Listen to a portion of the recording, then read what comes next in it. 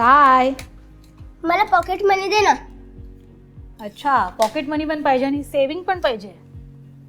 हुशार आहेस.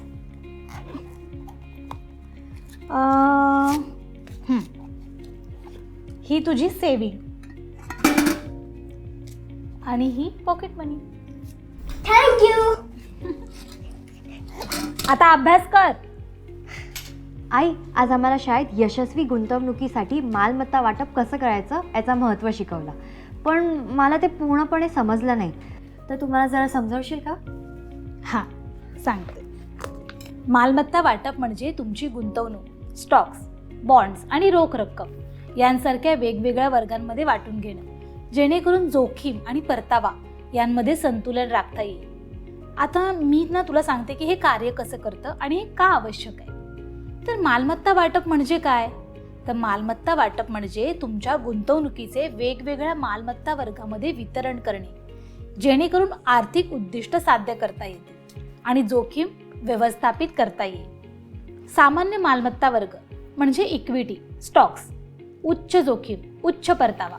उदाहरणार्थ कंपनीच्या शेअर्समध्ये गुंतवणूक करणं. डेट्स म्हणजेच बॉन्ड्स, कमी जोखीम, स्थिर परतावा. उदाहरण म्हणजे सरकारी बॉन्ड्स किंवा मुदत ठेवी. रोख किंवा रोखीची समकक्ष गुंतवणूक म्हणजेच कमी जोखीम, सहज उपलब्ध होणारी. उदाहरणार्थ बचत खाते किंवा मनी मार्केट. इतर मालमत्ता म्हणजेच रिअल इस्टेट, सोने किंवा म्युच्युअल फंड यांचा समावेश असतो. आता मालमत्ता वाटपावर प्रभाव टाकणारे घटक कुठले आहेत? तर आर्थिक उद्दिष्ट, अल्पकालीन व दीर्घकालीन उद्दिष्ट. उदाहरण म्हणजे सुट्टीसाठी बचत करणे किंवा निवृत्तीसाठी बचत करणे. जोखीम सहनशीलता म्हणजे तुम्हाला किती जोखीम स्वीकारायची आहे. उदाहरण म्हणजे तरुण व्यक्ती जर जास्त इक्विटीमध्ये गुंतवणूक करू शकते, तर ज्येष्ठ व्यक्ती बॉन्ड्सना प्राधान्य देईल. आता याचा कालावधी काय?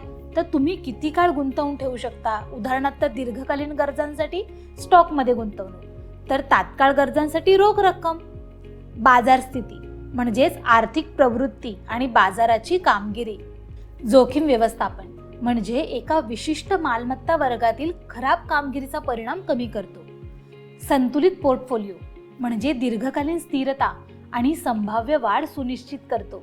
सानुकूलनक्षम म्हणजे वैयक्तिक उद्दिष्ट किंवा प्राधान्यानुसार तयार केले जाऊ शकते.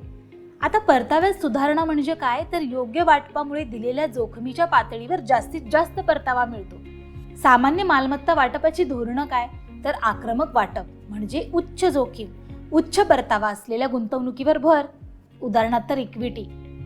हे योग्य आहे. आक्रमक वाटप, उच्च जोखीम, उच्च परतावा असलेल्या गुंतवणुकीवर भर.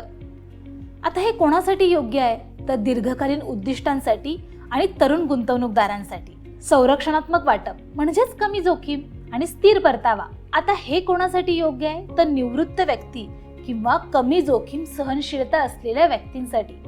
संतुलित वाटप, स्थिरता आणि वाढीचं संतुलन राखण्यासाठी इक्विटी आणि बॉन्ड्सचा समतोल.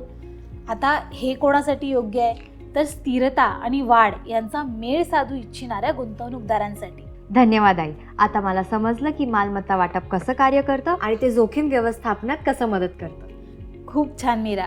मालमत्ता वाटप हे गुंतवणुकीसाठी संतुलित आहार तयार करण्यासाठी आहे. हे उद्दिष्टांसाठी सुसंगत ठेवतं. अच्छा आई, आता माझी सेव्हिंग्ज आणि पॉकेट मनी थांब आणते.